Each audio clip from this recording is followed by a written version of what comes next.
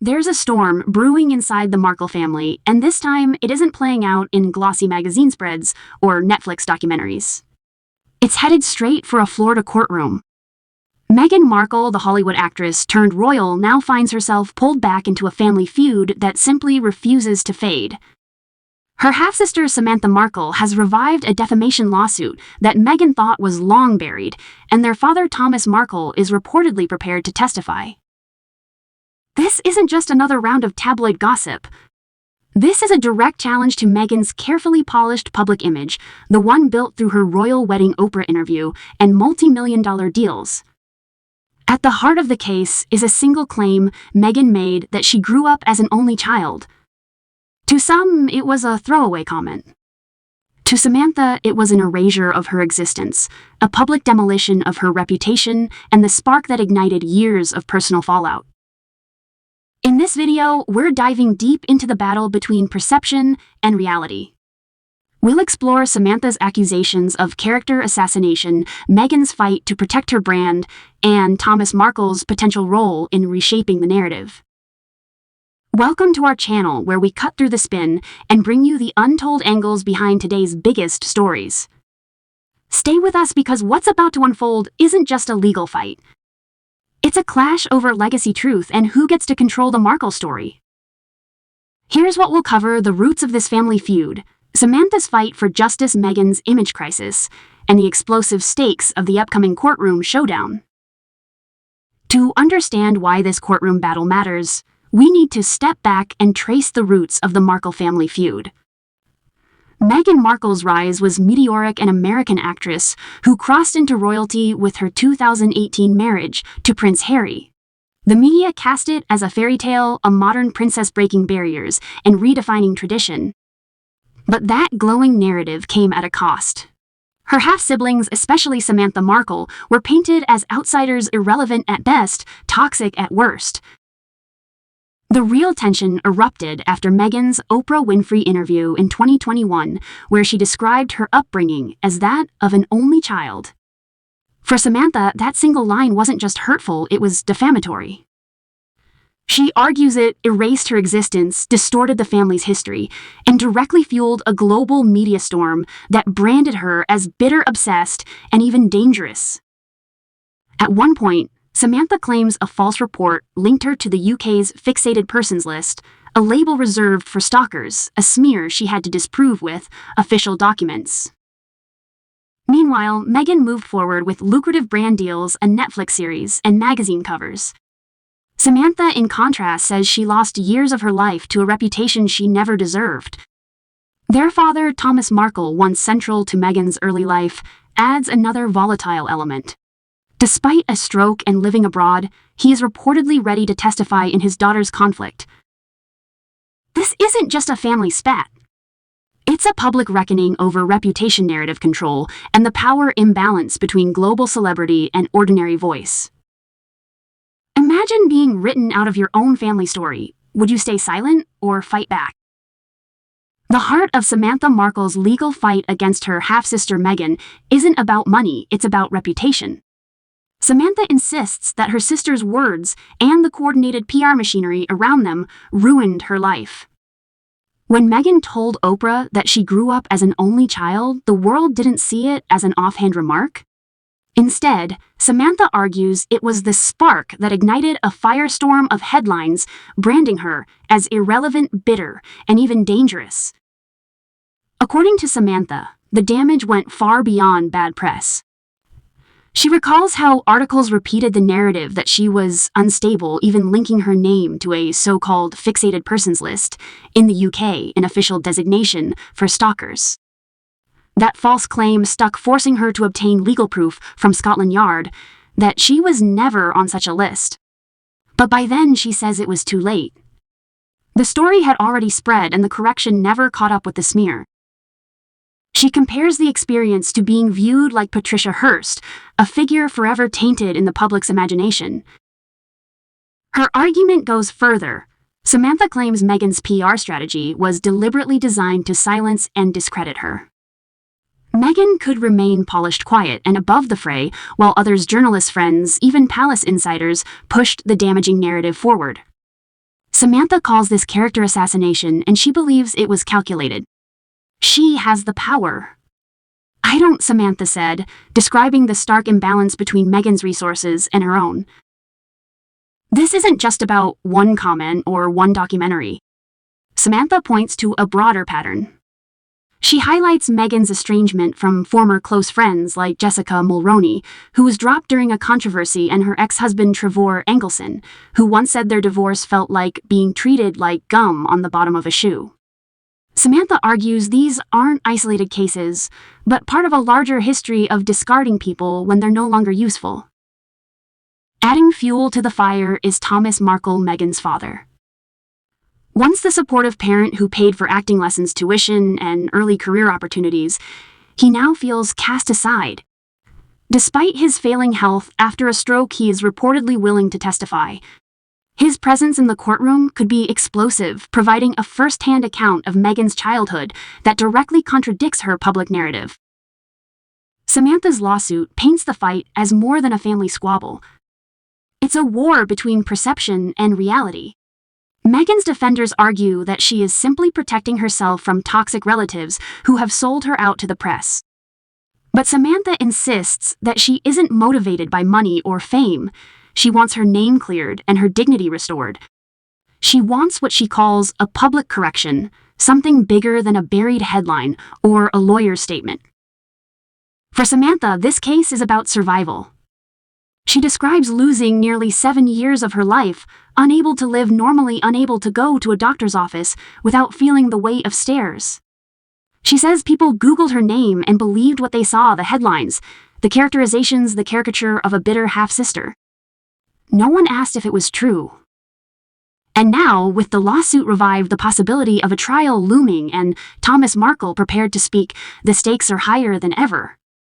This isn't just a courtroom drama, it's a referendum on who gets to control the story of Meghan Markle's past, and by extension, the Markle family's future. Imagine if one sentence spoken on television could erase your existence. What would you do? When we peel back the layers of this legal drama, the story becomes less about the courtroom itself and more about the power imbalance shaping it. On one side stands Meghan Markle, wealthy, influential, supported by elite PR teams, legal advisors, and global platforms. On the other side is Samantha Markle, with little more than her attorney, a stack of documents, and her own persistence. This dynamic reveals a larger truth about modern media battles. Reputation isn't just won or lost in court, it's shaped in headlines, interviews, and the court of public opinion. The cause and effect chain is stark.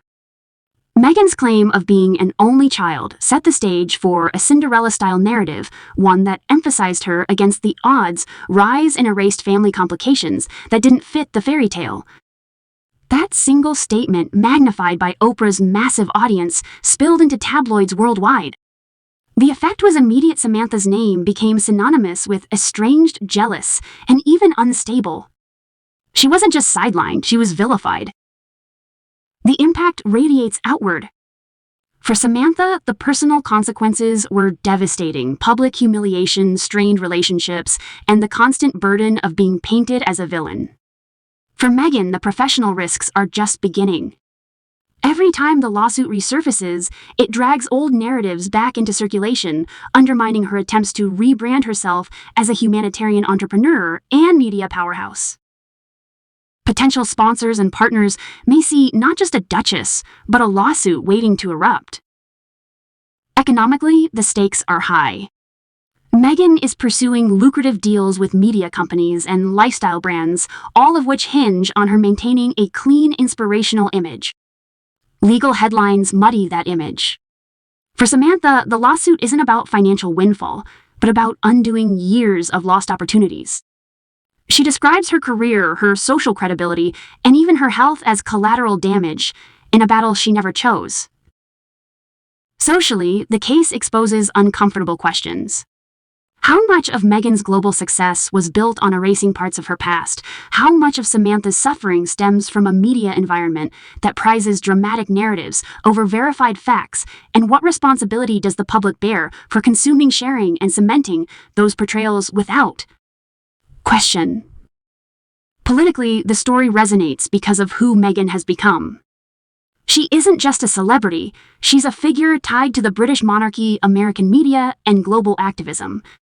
A court case that paints her as manipulative or dishonest could ripple into her advocacy work and philanthropic influence. Meanwhile, Samantha's attorney Peter Tickton, known for his ties to Donald Trump, adds a partisan shadow to the case, inviting speculation that this isn't just about family, but about cultural and political divides. At its core, this lawsuit asks whether truth can survive when one side controls the megaphone. Samantha's fight isn't just for her reputation, it's for acknowledgement that she was wronged by a narrative she couldn't stop.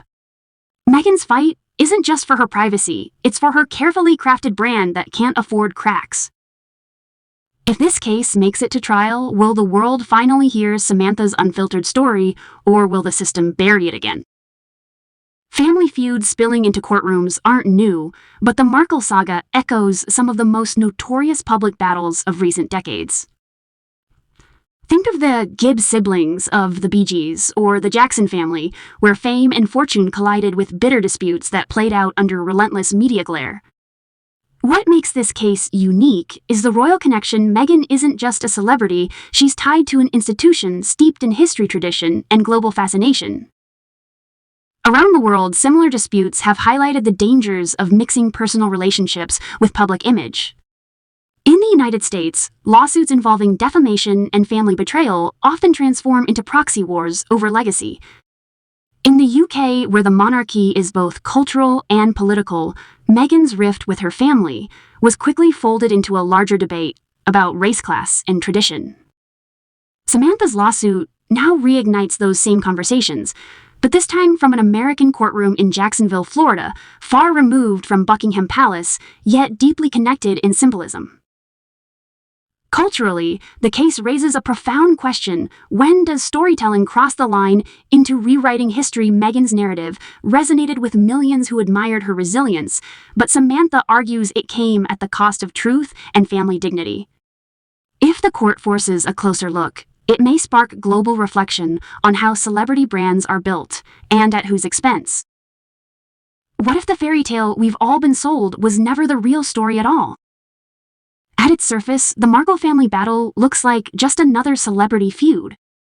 But peel it back and it becomes a case study in power narrative and survival.